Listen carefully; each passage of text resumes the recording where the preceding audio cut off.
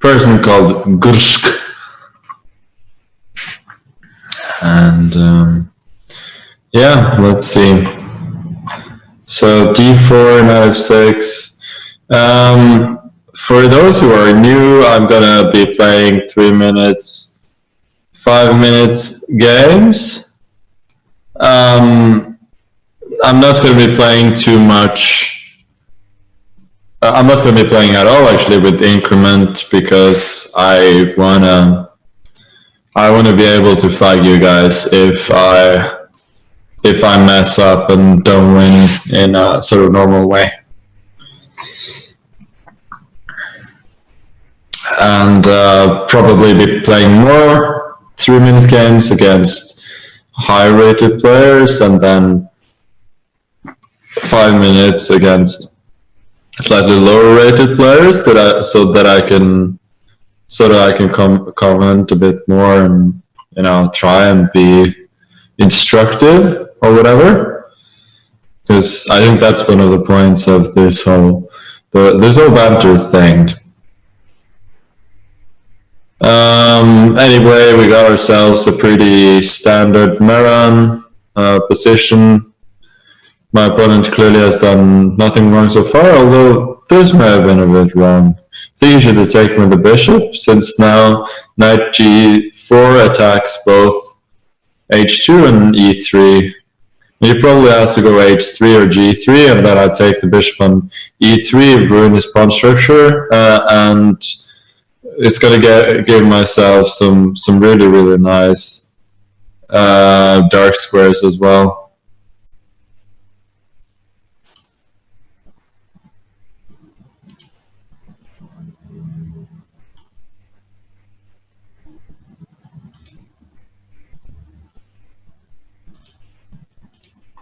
Okay, so let me just chop this off, put my knight on e5.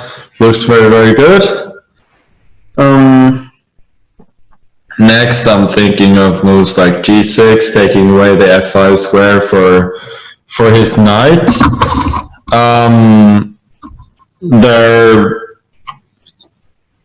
There's also this also means that I can put the queen quite conveniently on e7. So he goes b4, trying to take control over some dark squares, which is very, very sensible. But still, with this move, queen e7, I'm putting pressure on b4. He probably has to protect it with queen b2 or queen b3, and then I bring the bishop around bishop c8, and then either bishop d7 or e6, because this bishop on b7 is the only piece of mine that's not so well placed, and when I manage to improve this piece, I should be considerably better. Also, queen g5 is a bit of an idea now. Then I have to watch out for some tricks like knight c6, but then I believe I have either bishop h3 or bishop e6. But queen g5 would create dual threats of bishop takes h3 and also queen takes e3, with check winning the knight on d4. Knight is gone rook f2. I'm a little bit less convinced about queen g5, since there are moves like knight f3, but I can take that and put the bishop on e6. So I think queen g5 is still a good move. And now after knight c6, I think bishop e6 is the only good move, but it was quite sufficient. Maybe on the last move we could have gone bishop takes b5 actually, because I was only thinking of knight takes b5, but then I have bishop e6. The point of either move is to make me take back on b5, and then he would have had knight d5 attacking the queen, followed by a fork on f6. So he allows me to take on e3 with a nice little double attack on f2 and d4. He protects the rook, so I'm just going to take the knight, and if rook f7, I could just go bishop e6. I don't have to take So now I think I win a full rook more, and with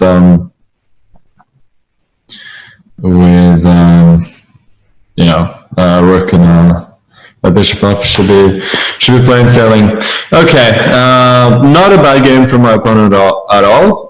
He had some very good ideas, but it just turned out that with the positional advantage I had, that the tactics usually work out in my favor. Okay, so we get ourselves another game. Let me just see. Yeah, let's just accept back the moves, of course. As people who have seen this stream before will know, I'm a sucker for these stupid names. And my opponent says huge fun. Good luck reaching 2900. Thank you very much. I do feel though, since I'm like 3269 now, reaching 2900 would be a bit of a bummer. But that's just me. Okay, so let's talk more play. What's the story here? So he sacrificed a pawn. It's a bit similar to the Blumenfeld gambit against 1d4. And by the way, good luck to my opponent as well. May you one day reach 2900 as well. So I think I should strike in the center with e5. Move which has several purposes.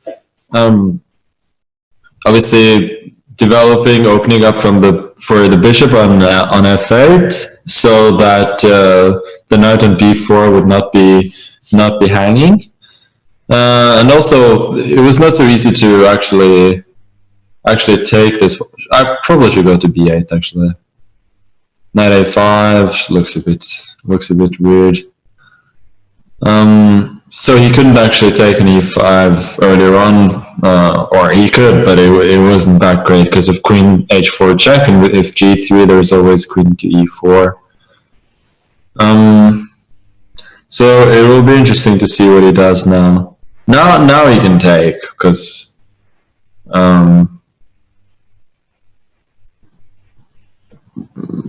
before, when the queen goes to e4, I would have had a fork on c2 with the knight, but now he probably could have taken. Because queen e4, queen h4, queen e4, you can go knight f3 and meet that fairly satisfactorily. Yeah, whatever. I think that's how we say it.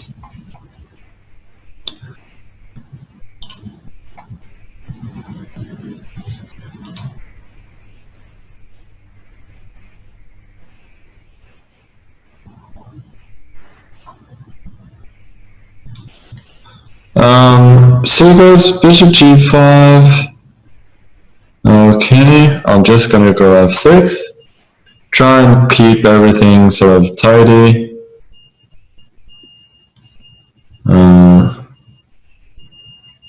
Bishop g4, I think. I'm not so worried about giving up the bishop pair, as my strategy is very much dark squared based here. So I'm just provoking this. I think I'm gonna eliminate this knight. I'm gonna play knight d7, and my opponent does have some activity, but I think I have too much control over the position here to be really worried. So this knight is just being rerouted in a hurry to d6.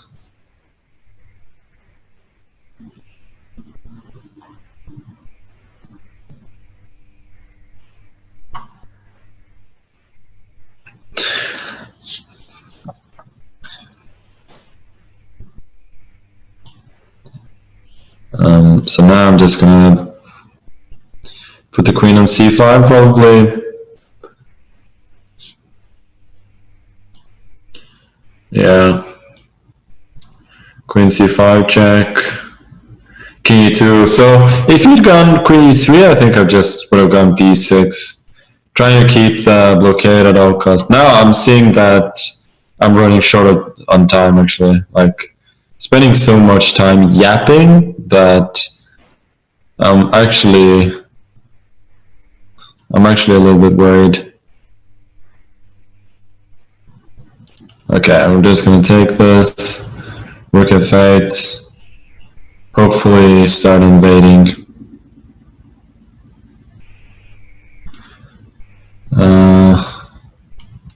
Okay, g6. And now e4 should win. Take this back. If he takes an f8, I take with the queen, and then rook e8 after queen e4. And this one as well is lost for him. Now I'm a clear knight up, and he resigned. Okay, good game, but eventually the pawn that he sacked in the opening, very much told, since it gave me a bunch of good squares for my pieces.